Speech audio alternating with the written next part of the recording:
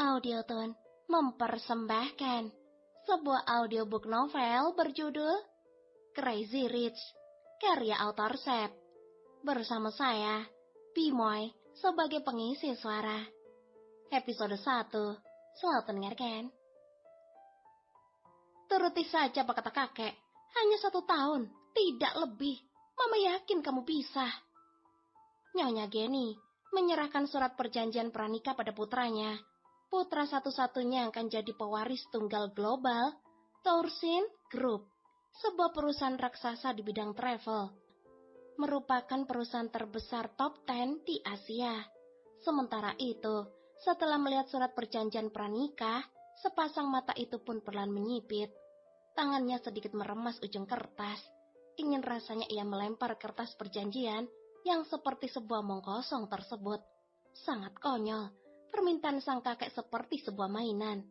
Ya, kakek membuat hidupnya seperti selayaknya sebuah permainan. Maaf, Gadi tidak mungkin mengikuti permainan bodoh ini. Talak Gadiata Ratama Prakas. Ia kemudian menyodorkan lagi berkas yang semula ada di tangannya. Pria berdarah campuran itu kini berusia 28 tahun. Dan dia menolak keras perjanjian pernikahan dengan seorang gadis yang sama sekali tidak ia kenal. Sebuah perjodohan yang sangat tidak masuk akal bagi pria dewasa seperti Gadi. Bila ia mau menikah, ia bisa pilih wanita mana saja yang ia suka, bukan malah seperti ini.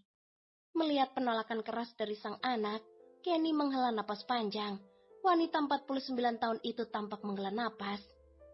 Kalau sampai Gadi menolak perjodohan ini, bisa dipastikan harta warisan keluarga Prakas dan segala aset sampai dengan kepemilikan perusahaan Global Thorsin Group pasti akan jatuh ke tangan sang adik ipar.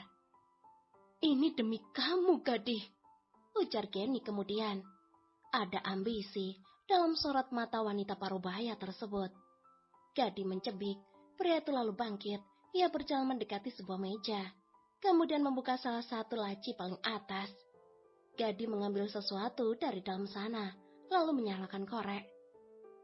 Ini demi kepentingan mama sendiri, iya kan? Tuduh Gadi sambil menyesap benda pipi yang ia apit dengan kedua jarinya. Gadi apa? Pekik Kenny marah. Pria itu kemudian tersenyum getir.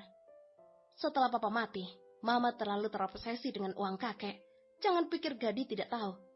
Sindir Gadi dengan tajam pada ibu kandungnya sendiri. Nyonya Geni perlahan terkekeh.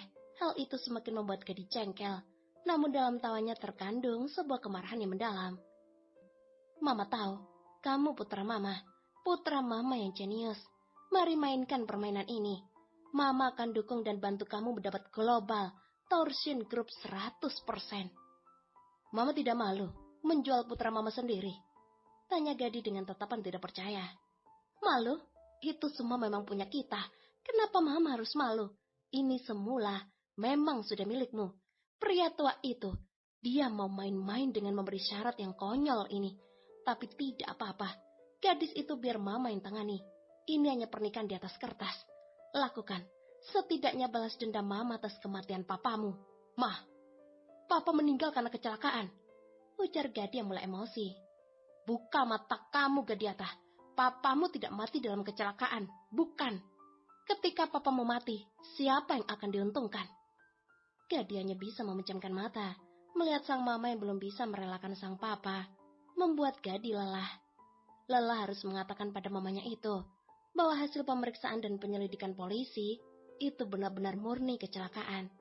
Ya, mobil Tuan Prakas terjun ke jurang, karena mengalami tabrakan maut.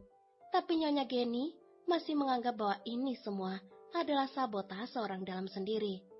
Perebutan kekuasaan di keluarga besar suaminya membuat nyawa Tuan Prakas selalu terancam, hingga ditemukan tewas karena sebuah kecelakaan.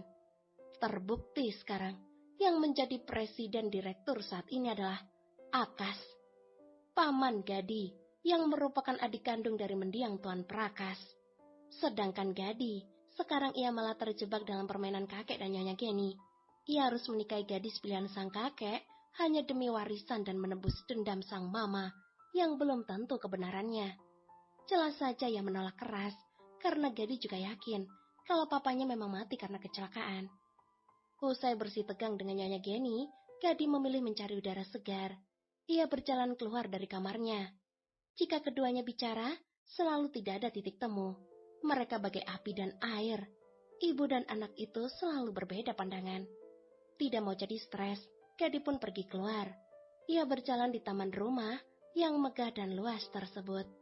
Di tengah gelap yang hanya berias lampu taman di atas rerumputan, sesekali kakinya menendang rumput hijau yang tidak bersalah. Di sini kau rupanya.